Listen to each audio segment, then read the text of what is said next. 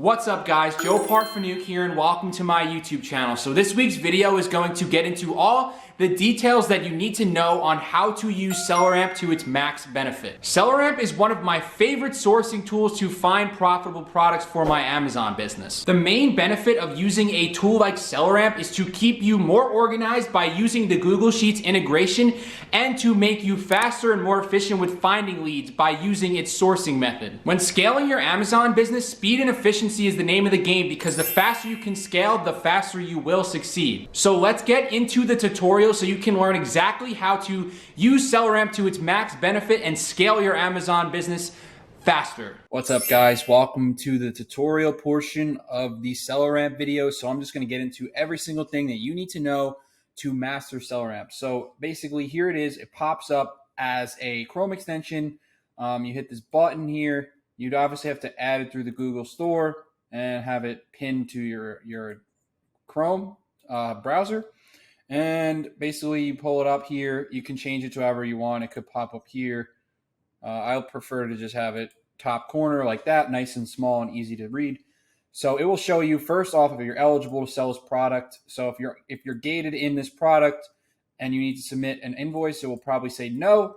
And there's also some alerts here. So this is telling us that it isn't a variation. We can see here there's two variations of this master listing. So we also see that the sales rank here is 15,000. So it's in the top 1%. That's giving us the BSR, which is the sales rank. Of course, estimated sales. So this is saying that it is 384 sales per month on estimate. These are a rough estimate. You always want to test the product to make sure, because I find that it's not always accurate. You know, this data is flawed a little bit.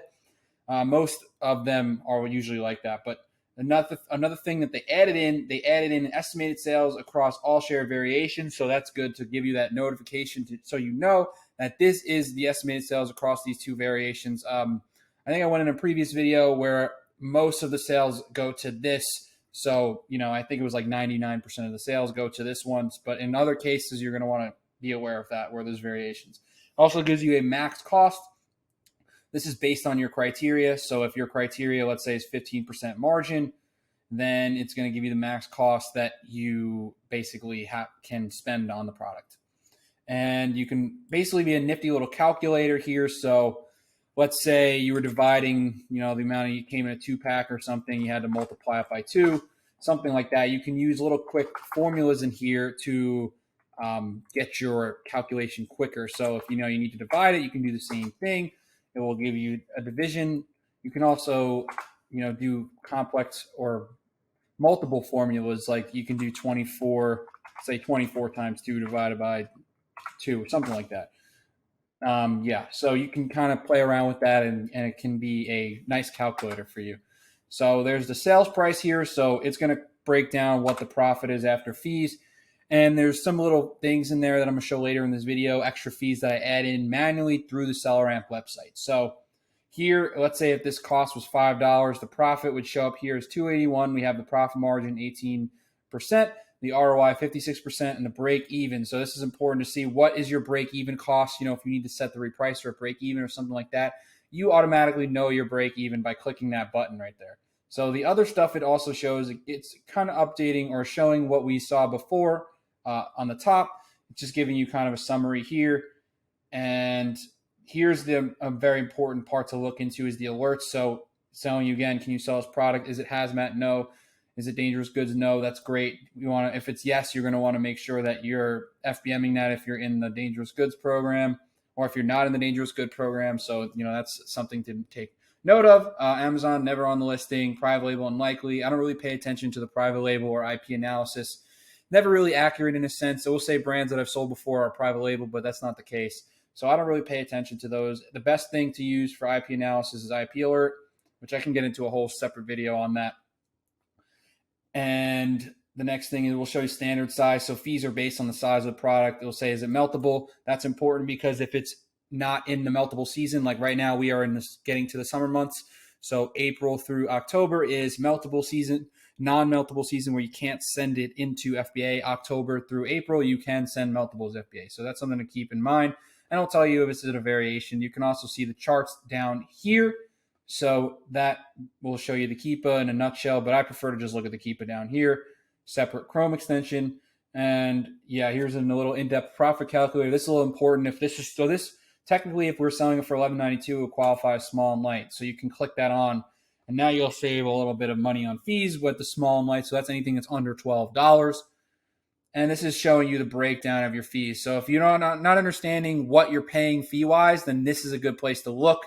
So you can see the referral fee, the fulfillment fee, and it just shows on the breakdown of the profit margin. And you can also play around with discounts. If you find the website, you can put the URL. So let's say you found this at Walmart, you can put the URL in here to save that source link. And it also gives you lookup history. So like the last time you've looked through this product, you can add it if you're ungated, or if you're not gated. If you're gated in the product, you can add it there, and you can see your inventory orders. It will basically send it you straight there. So that's just the lookup details. And then also you can click on a seller through here. So let's say we're going to reverse source one of these sellers, the one with 300 reviews. And now we have their storefront pulled up in SellerAmp. So now we can see all their products, the brand names of their products that they carry, their seller ID if you want to throw that in a product finder or something like that. I'll show you their top categories. So it breaks everything down. If you want to source by grocery only or something like that, you can use this method to reverse source. And now the next thing I also wanted to get into is the Google Sheets integration. So basically, this would be, let's say this is a be on the lookout product. Maybe it's out of stock or something like that. We click this button and we'll add it to the be on the lookout sheet. To set this up, you're going to have to go into SellerAmp on the web page, and then you go to Google Sheets. So here's how you would set it up. You click the Google Sheets on the web page, and you would just create a new sheet. But for here, I have it set up now. And then if I want to open it to look at the sheet, so this will help you be much more organized and be on top of things. If you're buying the product, you can add it to this sheet already, and then just it will automatically put in your buy costs and all that information that you need. So it's very helpful to keep track of things. So let me click on the be on the lookout sheet. Now we have everything set up where we see all the be on the lookout products here, and it has everything set up by, the only thing you have to do is maybe add in a top line to show the date and the name and all that good stuff, all that information that we need.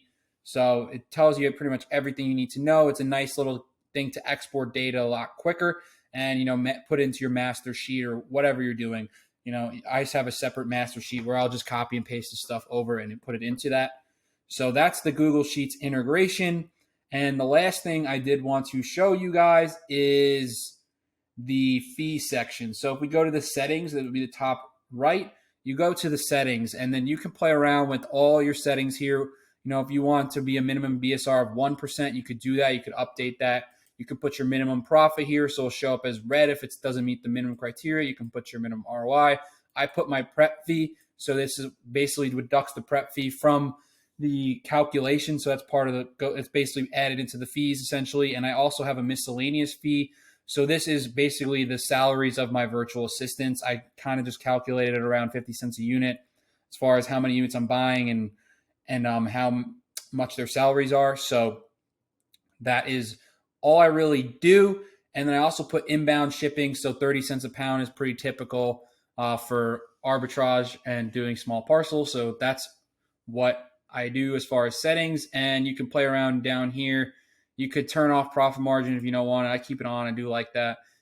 And that's pretty much it as far as what I do with SellerAmp. And it's definitely something that you want to master because it is one of the most important tools to use to find profitable online arbitrage products for your Amazon business. So I hope this video really went into the nitty-gritty details of how you can really master SellerAmp and grow your Amazon business. So hope you guys enjoyed this video. And if you got value, please drop a like, comment, and subscribe. And thank you guys for watching.